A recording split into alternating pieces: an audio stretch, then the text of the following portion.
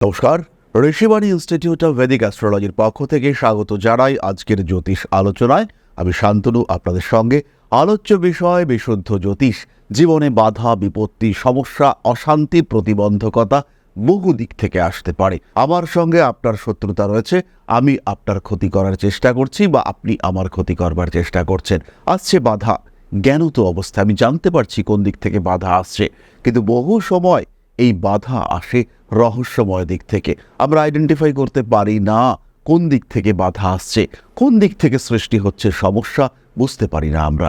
এই ধরনের সমস্যা, এই ধরনের বাধা, যার উৎস সম্পর্কে আমরা সম্পূর্ণ অজ্ঞাত, যাকে আমরা আইডেন্টিফাই করতে পারছি না, সেই বাধার কারণ হতে পারে প্রেত বাধক যোগ। কি এই প্রেত বাধক যোগ? জীবনের সমস্ত দিককে ডিস্টার্ব করতে পারে, জীবনকে স্তীমিত, সীমাবদ্ধ করে ফেলতে পারে এই প্রেত বাধক যোগ।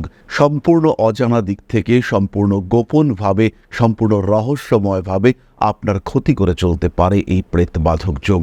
বাইরে থেকে সাধারণভাবে দেখে মনে হতে পারে শুভ যোগ, এটা তো আমার জন্য ভীষণ পজিটিভ, কিন্তু সেই যোগ কুরে কুরে খেতে পারে আপনাকে। সেই যোগের মধ্যেই লুকিয়ে থাকতে পারে সুপ্ত অভিশাপ। দেখে মনেই হতে পারে রাজযোগ হয়েছে আমার কুণ্ডলিতে, কিন্তু আসলে সেই যোগের আড়ালেই লুকিয়ে রয়েছে প্রেত বাধক যোগ। মনের মধ্যে অশান্তি, ভয়, আত্মবিশ্বাসের অভাব, মানুষের উপরে ভরসা রাখা যাচ্ছে না, ইনফ্যাক্ট নিজের উপরেও ভরসা রাখতে ভুলে যাচ্ছেন আপনি। ধীরে ধীরে আরও পিছিয়ে আসছেন। ক্রমাগত আরও সমস্যা আপনাকে ফেস করতে হচ্ছে। বাধা, বিপত্তি, অস্থিরতা ফেস করতে করতে আপনি ক্রমাগত ডিস্টার্বড হয়ে চলেছেন। কোনো কোনো সময় মান সম্মান ইত্যাদির ক্ষেত্রে সমস্যা সৃষ্টি হচ্ছে। মানুষের প্রতি আপনার বিহেভিয়ার নষ্ট হচ্ছে। মানুষের কারণে আপনার অস্থিরতা বৃদ্ধি পাওয়ার সংযোগ এটাও তৈরি হচ্ছে। কারণ হতে পারে এই প্রেত বাধা। আমরা আজকে আলোচনা করব মীন রাশির বিষয়। কালপুরুষের দ্বাদশ রাশি, বৃহস্পতির দ্বারা প্রভাবিত এই রাশি। এই রাশি বা লগ্নের মানুষজন ভীষণ সফট, ভীষণ সেন্সিটিভ, সবাইকে মানিয়ে গুছিয়ে নিয়ে চলতে চান, কিন্তু বারবার দুঃখ পেতে পারেন, বারবার আঘাত পেতে পারেন মানসিক দিক থেকে। মানুষের সঙ্গে সম্পর্ক নষ্ট করে ফেলতে পারেন মীন, যদি জন্মকুণ্ডলিতে এই প্রেত বাধা উপস্থিত হয়। কিন্তু প্রশ্ন হলো, কি এই প্রেত বাধা, কি বাধক? সাধারণভাবে আমরা এই 12টি রাশিকে 3টি ভাগে ভাগ করি, যাদের নাম হলো চর, স্থির, দত্তক। এই চর রাশিদের জন্য একাদশ ভাব, স্থির রাশির জন্য নবম ভাব এবং দত্তক রাশির জন্য সপ্তম ভাব হলো বাধক। তাহলে মীন রাশির জন্য সপ্তম ভাব অর্থাৎ কন্যা রাশি এবং তার অধিপতি বুধ, এরা কিন্তু বাধক হিসেবে কাজ করবে। এবং প্রেত ক্ষেত্র হিসেবে আমরা অষ্টম এবং দ্বাদশকে কল্পনা করতে পারি। তাই অষ্টম ভাব, দ্বাদশ ভাব, এদের সঙ্গে যদি বুধের সম্পর্ক হয়, কিংবা যদি এই বুধ অর্থাৎ সপ্তমপতি সে যদি রাহু, শনি, কেতু ইত্যাদি গ্রহের সঙ্গে সম্পর্ক করে, অথবা যদি চন্দ্র রাহু সম্পর্কযুক্ত হয়, অথবা যদি শনি কেতু অষ্টম বা দ্বাদশ ভাবের সঙ্গে সম্পর্ক করে, অথবা যদি জন্মকুণ্ডলিতে লগ্ন কোনো কারণে রাহু দ্বারা পীড়িত হয় এবং শনি অষ্টম ভাবে থাকে, যদি চতুর্থভাবে রাহু শনি কম্বিনেশন হয়, এরকম বহু ক্ষেত্রে সৃষ্টি হতে পারে প্রেত বাধা। আমরা জেনে নেব শাস্ত্র কি বলছে এই প্রেত বাধা সম্পর্কে। শাস্ত্রে একটি শ্লোক বলছে, দ্বাদশে পাপগ্রহাঃ স্যুঃ রাহু কেত্বান্নিতস্তথা নাশৈধর্যং মনোবুদ্ধিহি প্রেত বাধা তথা ভবেৎ। অর্থাৎ দ্বাদশ ঘরে রাহু কেতু সহ পাপগ্রহ থাকলে মানসিক স্থিরতা নষ্ট হয় এবং প্রেত বাধা উৎপন্ন হতে দেখতে পাওয়া যায়। আরও একটি শ্লোকে বলা রয়েছে, পিতৃদোষে গ্রহদোষে চ শাপ দোষ সমন্বিতে অনিষ্ট ফল সম্পত্তি প্রেত বাধা প্রজায়তে। অর্থাৎ কুণ্ডলিতে যদি পিতৃদোষ, শাপ দোষ কিংবা গ্রহদোষ ইত্যাদি উপস্থিত থাকতে দেখতে পাওয়া যায়, সেই ক্ষেত্রে প্রেত বাধা উপস্থিত হয়। প্রেত অর্থাৎ অদৃশ্য, অদৃষ্ট নির্ধারিত অদৃশ্য কোনো শক্তি, সেটি হলো প্রেত, এবং তার কারণে যদি আপনার জীবনে বাধা উপস্থিত হয়, তাকেই আমরা বলবো প্রেত বাধা। বাধা, বিপত্তি, সমস্যা, অস্থিরতা বহু দিক থেকে আসতে পারে, কিন্তু সেটা যদি অনিয়ন্ত্রিত হয়, সেটা যদি অপ্রত্যাশিত হয়, সেটা যদি অপরিকল্পিত হয়, এবং আপনি যদি তার কারণ খুঁজে বার করতে ব্যর্থ হয়ে থাকেন, সেই ক্ষেত্রে অবশ্যই তাকে আমরা বলতে পারি সৃষ্টি হয়েছে প্রেত বাধা। কাছের বন্ধু সে ধীরে ধীরে দূরে চলে যাচ্ছে, টাকা পয়সা আয় করেও দেখতে পাচ্ছেন না, এবং সবচেয়ে বড় জিনিস হারিয়ে ফেলছেন আত্মবিশ্বাস। অকারণ আলস্য, উঠবো না, ভালো লাগছে না, আরেকটু শোবো, পরিশ্রম হয়ে যাচ্ছে, কষ্ট হচ্ছে, এরকম বিভিন্ন বিষয় যদি মনের মধ্যে উপস্থিত হয়, তার কারণ হতে পারে প্রেত বাধা। জাতক বা জাতিকার জীবনে অস্থিরতা, অশান্তি ইত্যাদি নিয়ে আসতে পারে এই প্রেত বাধা। আর যদি আপনার জন্মকুণ্ডলিতে এই প্রেত বাধা উপস্থিত হয়, সেই ক্ষেত্রে কিন্তু আপনার অগ্রগতির পথ ধীরে ধীরে অবরুদ্ধ হতে দেখতে পাওয়া যাবে। বহু চেষ্টা বহু আশা করেও আপনি কিন্তু সেই অবস্থা ফিরে পেতে পারবেন না। যে প্রেত বাধা, সেখান থেকে নিজেকে বিমুক্ত করতে আপনি বারবার ব্যর্থ হবেন। বিভিন্ন নক্ষত্রের ক্ষেত্রে প্রেত বাধা কি প্রভাব বিস্তার করে? প্রথম নক্ষত্র পূর্ব ভাদ্রপদ। সবকিছু ভুলে যাওয়ার প্রবণতা, প্রত্যেকটি কাজ করতে গিয়েও আপনি ভুলে যাচ্ছেন। মনের মধ্যে একটা অদ্ভুত অস্থিরতা কাজ করছে, বুঝতে পারছেন না কেন আপনি এত দুশ্চিন্তাগ্রস্ত, কেন আপনার উৎকণ্ঠা, কেন আপনি এত ওভার থিঙ্কিং করছেন, কিসের জন্য আপনি এত ভাবছেন, কার জন্য ভাবছেন, কোনো কারণ নেই, কিন্তু আপনি ভেবে চলেছেন। সব সময় মনের মধ্যে একটা দুশ্চিন্তা, সব সময় মনের মধ্যে একটা অ্যাংজাইটি ফ্যাক্টর কাজ করছে। কারণ হতে পারে প্রেত বাধা। আত্মীয় পরিজন কুটুম্ব সবাইকে এক জায়গায় করার চেষ্টা করছেন, তাদের মধ্যে একটা সমন্বয় সূত্র হয়ে উঠবার চেষ্টা নিজে করছেন, সবাইকে নিয়ে চলার চেষ্টা করছেন, কিন্তু আলটিমেটলি সেটা হচ্ছে না। কারণ হতে পারে এই প্রেত বাধা। পারিপার্শ্বিক পরিস্থিতি ধীরে ধীরে জটিল হচ্ছে, মানুষের সঙ্গে সম্পর্ক নষ্ট হচ্ছে, অকারণে বিবাহিত জীবনে বাধা, সন্তান প্রাপ্ত হতে চাইছেন কিন্তু হচ্ছেন না। সবাই বলছে, ডাক্তার বলছে, সবাই বলছে আপনি সুস্থ, সন্তান তো এবার হবেই, কিন্তু হচ্ছে না। কারণ হতে পারে প্রেত বাধা। পরবর্তী নক্ষত্র উত্তর ভাদ্রপদ। প্রচুর পরিশ্রম করতে হচ্ছে, কাজ শেষ করেও কাজ শেষ হচ্ছে না। বাড়িতে এসে আবার কাজ, অফিসের কাজ, মানুষ ইউজ করে যাচ্ছে আপনাকে, বিরক্ত হচ্ছেন বাট বলতে পারছেন না। বাড়িতেও আপনাকে ইউজ করা হচ্ছে, আপনার সুখ, আপনার প্রশান্তি সেটা কিন্তু কেউ খেয়াল রাখছে না। আপনি ভালো আছেন, আপনি খারাপ আছেন, কারণ সেই নিয়ে কোনো রকম উৎকণ্ঠা নেই। বিভিন্ন দিক থেকে গোপন শত্রুরা আপনাকে ডিস্টার্ব করছে, বিভিন্ন জায়গায় আপনার নাম ফেস লস হতে দেখতে পাওয়া যাচ্ছে, কারণে অকারণে রেগে যাচ্ছেন, নিজের লোক কাছের লোক তাদের উপরে মাথা গরম হয়ে যাচ্ছে। প্রত্যেকটি বিষয়ের কারণ কিন্তু হতে পারে অবশ্যই প্রেত বাধা। কিছু কিছু ক্ষেত্রে ঐশ্বরিক চিন্তা, ঐশ্বরিক চেতনা আপনার মধ্যে আসলেও সেটা ডাইভার্টেড হয়ে যাচ্ছে। একটু আধ্যাত্মিক দিকে যেতে চাইছেন, কিন্তু অদ্ভুত অদ্ভুত যুক্তি মনের মধ্যে কাজ করছে।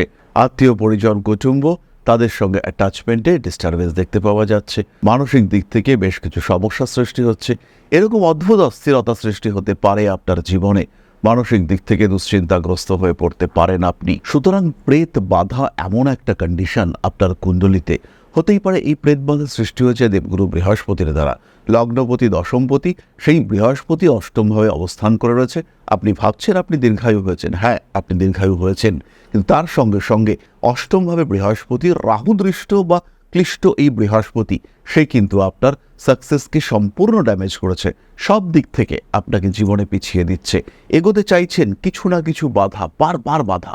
যতবারই হয়েছেন এই বাধা অতিক্রম করলাম, একটু ভালো আছি, সঙ্গে সঙ্গে আবার নতুন বাধা সৃষ্টি হচ্ছে আপনার জীবনে। সুতরাং এই প্রেত বাধক যোগ কিন্তু আপনাকে ক্লিষ্ট করতে পারে, সমস্যায় ফেলতে পারে আপনাকে। যদি জন্মকুণ্ডলিতে এই প্রেত বাধা থাকে, তাহলে রেবতীর বেসিক ক্যারেক্টারিস্টিক্সই চেঞ্জ হয়ে যেতে দেখতে পাওয়া যায়। ছোটবেলায় একরকম ছিলেন, হাসি খুশি আনন্দমুখর, বয়স বাড়ার সাথে সাথে গম্ভীর, আরও কঠিন ব্যক্তিত্ব দেখতে পাওয়া যাচ্ছে।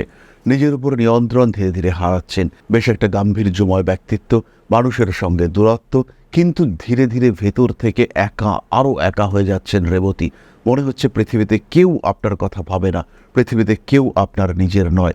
দুঃখ, কষ্ট, একাকিত্ব ক্রমাগত গ্রাস করছে আপনাকে। কিছু কিছু ক্ষেত্রে বেশ অস্থিরতা কাজ করছে, এবং এই অস্থিরতা থেকে কিছুতেই নিজেকে মুক্ত করতে পারছেন না। ধীরে ধীরে আরও কনফিউজড হয়ে যাচ্ছেন। কোথায় টাকা পয়সা খরচা করবেন, কোথায় টাকা রাখবেন, সব দিকগুলোই যেন আস্তে আস্তে বিঘ্নিত হচ্ছে, সব দিকগুলোই যেন আস্তে আস্তে বাধাপ্রাপ্ত হচ্ছে। জমি জায়গা সম্পত্তি ইত্যাদি থাকা সত্ত্বেও ক্রমাগত আপনি সমস্যার মধ্যে পড়ছেন। সেই সম্পত্তি, টাকা পয়সা, এগুলো কোনোটাই আপনি প্রপার ওয়েতে ব্যবহার করতে পারছেন না। আত্মীয় পরিজন কুটুম্ব এদের সঙ্গে একটা অদ্ভুত মানসিক দূরত্ব তৈরি হচ্ছে।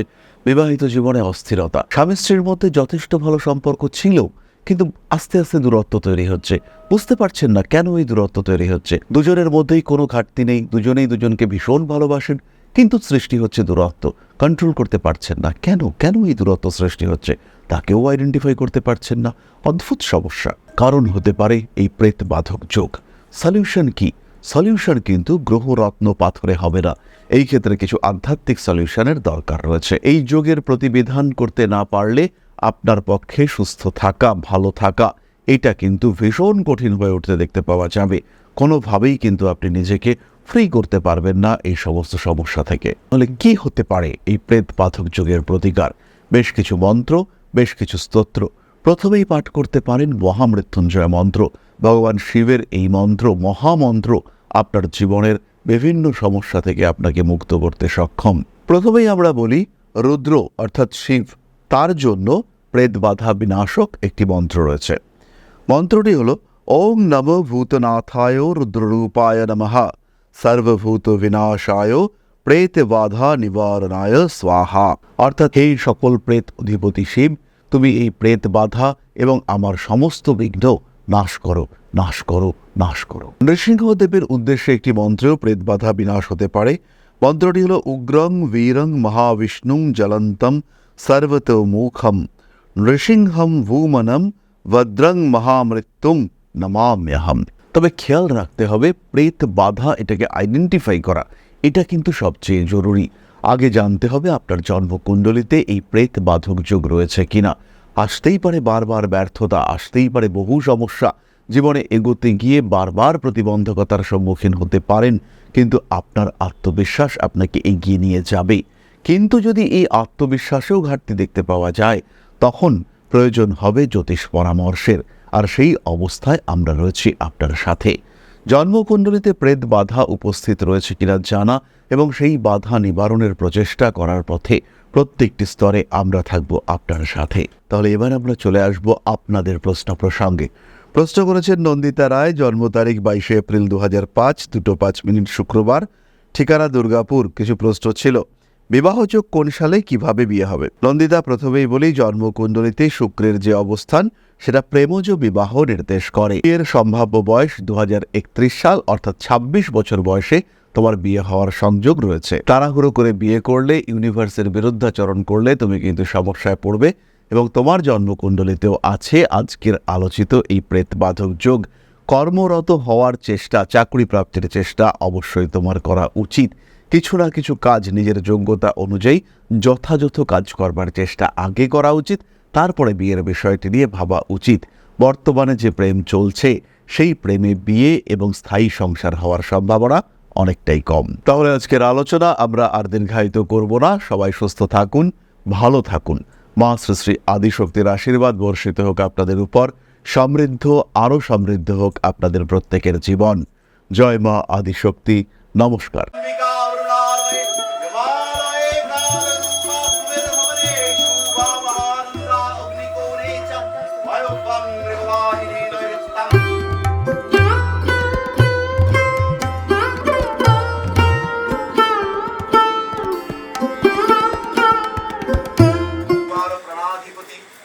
दक्षिणा कालिका परिषदाय स्वाहा।